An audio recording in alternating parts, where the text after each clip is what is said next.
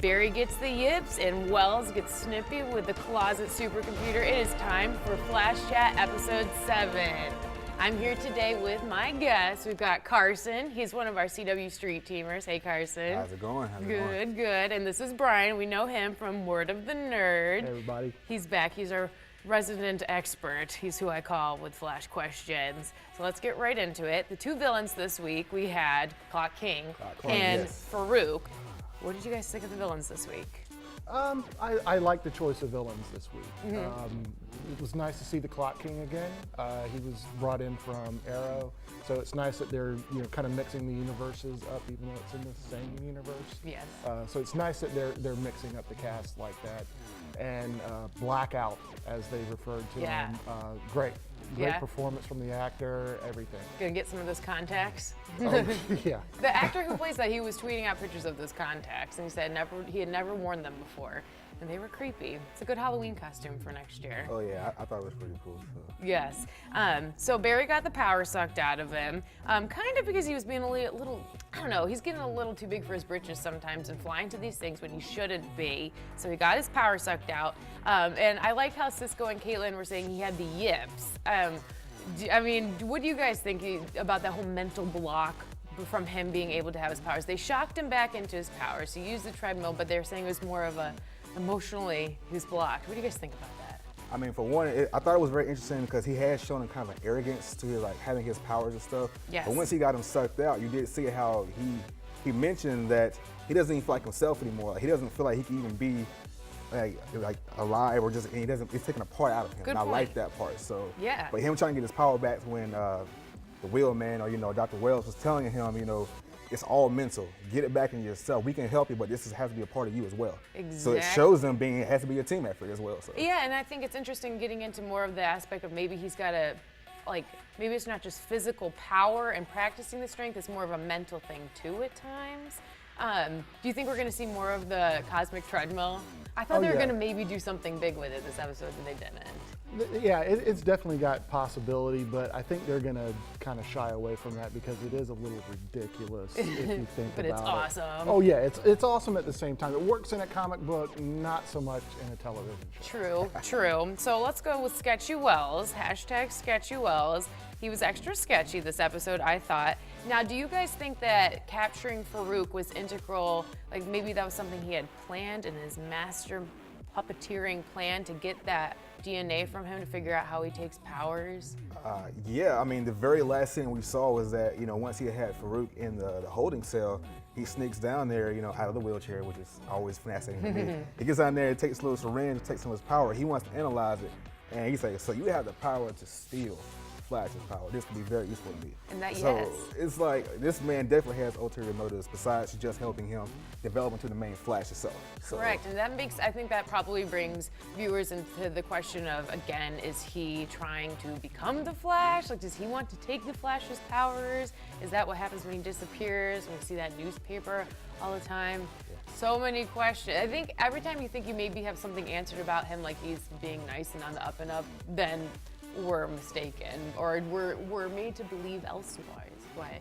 Well, we're definitely getting to see he's becoming more and more sketchy. Yes. To Team Flash. He is. I mean, they're starting to doubt him and his motives because every once in a while he'll sneak out that little bit of that sketchiness. Yes. And he'll make a decision or make a comment that the others don't quite agree with.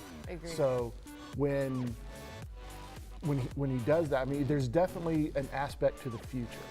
He keeps checking to see if the future is intact. So he needs Barry to make that future happen, either because of something he's working on in the future, or something's going on that he needs Barry to be the Flash and to continue to at least that point in history where you have the newspaper. Yes, and that brings me to my favorite line. Now, I can't remember it verbatim, but Barry did, when he got mad at Wells about having Girder essentially killed, he did say, who's next? And I thought, do you guys think that might be foreshadowing? Do you think he maybe Wells will take one of either Cisco, Caitlin, Iris, Joe, somebody he cares about to help him with his strengthen his powers through that emotional strengthening of powers? I mean, if anything, like we said, he's sketchy Wells, and he's doing really well of like playing both sides of the fence here. And yes, he did say like we're just like a game of chess, we're just pawns. Yeah. And I thought that was really interesting because even like later on, he goes to say, Barry, I don't care about most people, but I care about you.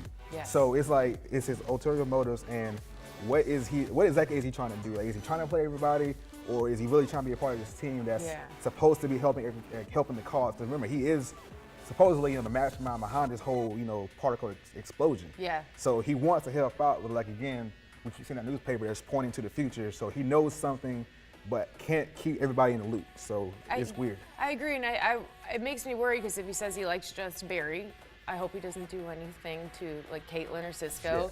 Yeah. You're foreshadowing. Comment. Caitlyn does have a future in the universe. She does, spoiler alert, she does become a villain. Okay. In the DC universe. So Wells might have a part of that. Yeah. Maybe my theory is they kill Cisco, she loses it. Well, I wrote down one of somebody I follow on Twitter at the Nerdist, Maggie, has a great little combo name for them, Snowberry. And last night she tweeted out, Snowberry, love them, #The Flash. So I hope nothing happens with Snowberry. Yeah. But I think it will. I think it'll have to keep going to keep the snow going, or the show going. There you go. There's lots of speculation about who Reverse Flash is. Now they've released some production stills. You can't still see his face, but they could do a good job concealing his face. But a lot of people are speculating it might be Eddie. What do you guys think? Wow, actually, when you bring up Eddie now, because I always do feel like something's going to happen with that, because we know that Barry does like Iris, and where is he going to fall in the spot? I mean, because we know that there's a connection there, but he knows that they have a connection too. So maybe in the future, maybe that was him. I actually didn't even think about that until you just said it. I find that very fascinating. So now I'm really more interested to find out what's going to happen on like this, because this show is awesome. I love where it's going. Like it's the intricate plan to show not just superhero, but see how he evolved. Yes. And see how people around him evolved too. So just thinking that somebody else could possibly be a villain, what you say, spoiler alert. Yes. That's actually now I really want to see happen in further seasons. So yeah, and Grant Gustin was quoted as saying from this upcoming mid-season finale, not next week but the week after, he says, I didn't even remotely see coming from what Andrew Kreisberg, am I saying that right, Kreisberg, told me is going to be one of the turning points with that storyline. And he says, in regards to whoever the Reverse Flash is, anyone who thinks they know what's going on is wrong. So that makes me think I'm going to go out way left field and say, what if it really was the dad? I don't know. Who knows? It could be. That would be kind of awesome if it was. Right? Yeah, Am I right? Oh man. Could be. Now my mind's blown. So Mind I'm trying blown. to think about this. It would be kind of neat, one, because he was Flash in the 90s series. Yes. And it would be definitely a plot twist. It definitely would. To be the dad. Along those lines, only a few people know that Joe is looking into Nora's murder. Exactly. So And he's one of them. Yeah, and he's definitely one of them. So it's going to be interesting whether they go with the comic book, because comic readers know that Eddie is destined to be the Reverse Flash or Correct. Professor Zoom or whatever name he wants to go by. But all evidence is pointing towards Harrison Wells. Harrison Wells or somebody else. I think he definitely has a hand in it. He Yes. knows it's knows. obvious. He knows what's going on. He knows what's going to happen to a certain extent. So he's got to keep Barry around and on track to keep his future intact. Yes. I mean, because one of the biggest things, like the newspaper, is April 25th, 2024.